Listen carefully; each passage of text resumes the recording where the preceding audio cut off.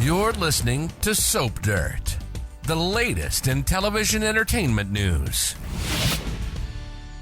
Hey, Bold and the Beautiful fans, we have got 5 hot plots for 2025 straight from CBS Daytime official sources. Juicy stuff for Steffy and Carter, for Luna and Bill, also for Liam, Sheila, Deacon, and more. It's Belinda from Soap Dirt, and if you're not following us, please click that subscribe button. So showrunner Brad Bell leaked out some sizzling stuff for the year ahead, and we are going to share all of that with you. And interestingly, also, there are 2 huge names that were left off the list of coming storylines and characters in those storylines that also is going to give you a big hint at what is and what is not ahead. All right, let's get started with a plot that is already boiling on the front burner this week, and that is what's going on with Luna Nozawa and Dollar Bill Spencer. I said here that it would be just insanely in violation of actual real-life laws if he was able to get Luna out and have her placed on house arrest to finish her sentence because she is a violent offender. She's a double murderer.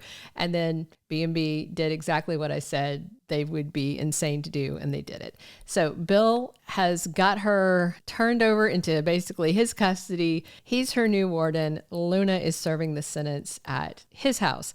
She's got an ankle monitor, but really, how long would you guess her sentence is? Got to be at least 10 years for 2 murders, right?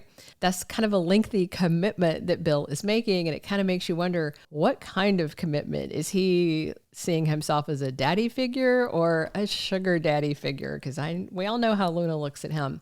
But he also told Luna, his family, her family, none of them can know that she is there. That's going to be hard to do over 10 years, right?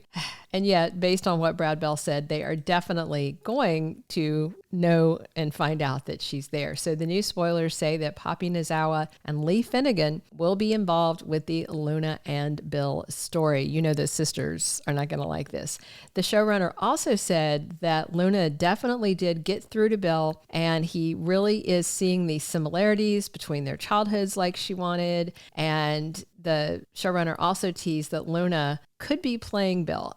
I think she is, unless they've done another retcon. Here's what's really interesting in these spoilers is that Jack Finnegan returns, and he is going to be part of the Poppy and Lee and Luna thing too. So interesting stuff. All right. The second big spoiler is that Rotten Remy is far from done. This creep got face punched by Will Spencer and then ran off. But if you think he's going to skulk out of LA, think again. Remy's not going anywhere. He wants to get Electra away from Will, and so his purpose is still hanging over his head, and he's not going to let it go. This is also very interesting. Brad Bell says that he's in the process of forming this next generation of Bold and the Beautiful characters, and he said there's a mystery coming for the younger characters, your early 20s, that's going to have some shocking twists.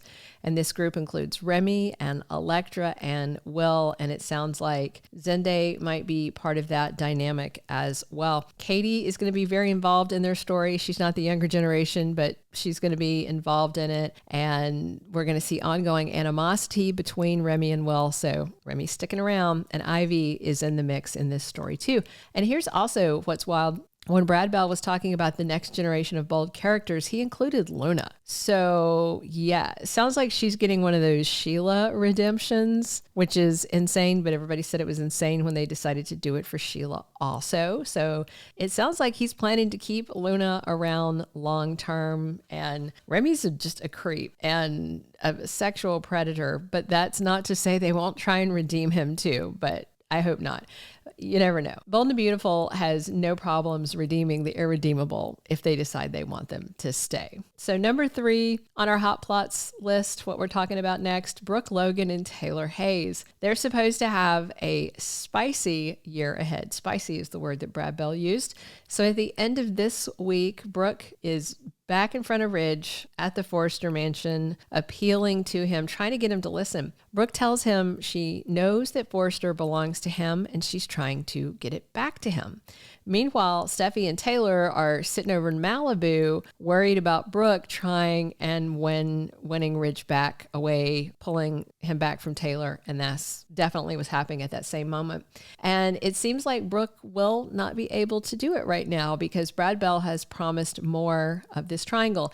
And it's funny because he admitted they've been doing the Taylor, Ridge, and Brooke thing for 35 years, but he said he still thinks there's room for more story. He thinks that 35 years is not enough triangling. So I guess you guys, the fans, will be the judge of that, right? And Brad Bell also said Brooke being CEO is something Ridge continues to see as a betrayal. Doesn't matter how she tries to position what she's done, Brooke cannot justify it. Of course she'll try, but Ridge still sees it as betrayal. The spoilers say Ridge and Taylor do explore a relationship, and the spoilers also say, by the way, Steffy and Finn are put to the test, but I expect them to stay solid in the end. All right, now here's the spoiler I'm most excited about. Number 4 on our list. It seems Steffy is pulling a big and bad and very bold move to take down Carter Walton. The good news is they say that although there is a huge battle, Team Logan versus Team Forrester, a battle royale, it is going to resolve early in 2025. So yay. And Zende gets a chance to step up and be a lead designer, but it would be betraying Ridge and Eric. So he's part of that.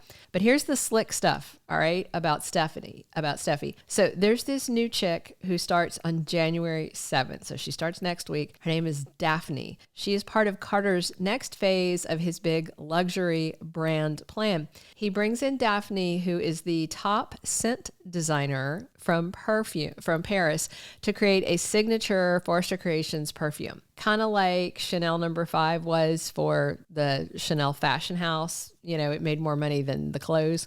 Carter wants that for Forrester. That is not a terrible idea, actually, especially if they're creating it in-house. So here's where it gets fun. Daphne is secretly working for Steffy, and the goal is to undermine Carter. So Steffy has embedded this high-level spy at Forrester Creations to take down the Carter, Hope, and Brooke regime. And Daphne is apparently using some interesting methods to undermine Team Logan. So it is going to look like she's loyal to Carter, but she is loyal to Steffy and to the plan to restore Forrester Creations to the Forresters.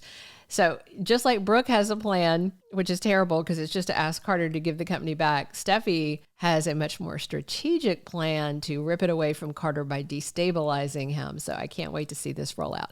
All right, last on the hot plots list, number 5. This is kind of a bunch of couple of things. And we're going to talk about Liam, Deacon, Sheila, and the 2 people that were blatantly left out of the spoilers. So first, there's a big location shoot coming, but they didn't say where or when. Then they said that Liam Spencer is getting a front burner storyline that is supposed to be totally different for him. Here's the thing, though. They said they haven't yet figured out what this plot will be for Liam. So I don't know when Scott Clifton's getting this storyline. They want it to be totally different, but it sounds like they haven't even thought of it yet. So it sounds like it's more of a goal than an actual concept, and definitely not a spoiler because they don't even know what they're writing. And similarly, they said Deacon and Sheila are getting a story, but they're still writing it right now. So no specific spoilers, just promises that I hesitate to embrace because Bell has made promises before and doesn't always deliver. Like, I think 3 years they were saying, you know, so-and-so is going to get a new love interest of their own,